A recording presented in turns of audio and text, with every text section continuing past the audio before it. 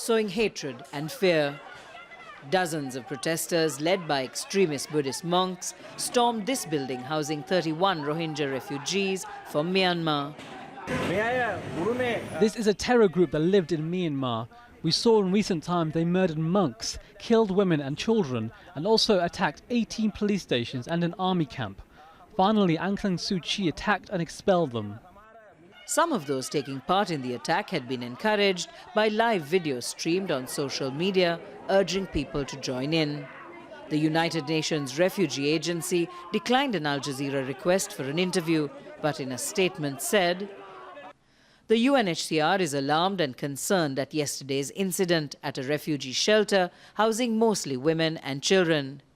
UNHCR emphasizes that refugees are victims of violence and persecution and need international protection and assistance."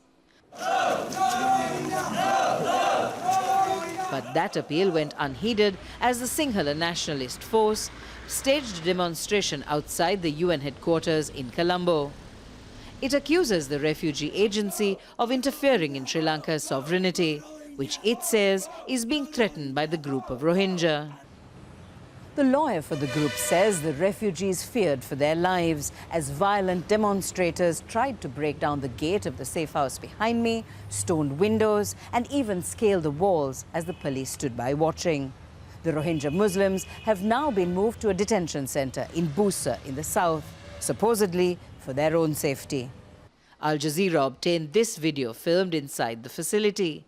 Women and young children housed in a row of cells usually used for prisoners and terror suspects. The refugees were shaken by the siege of their safe house on Tuesday, but say they are just glad to be alive and will make the best of their new lodgings.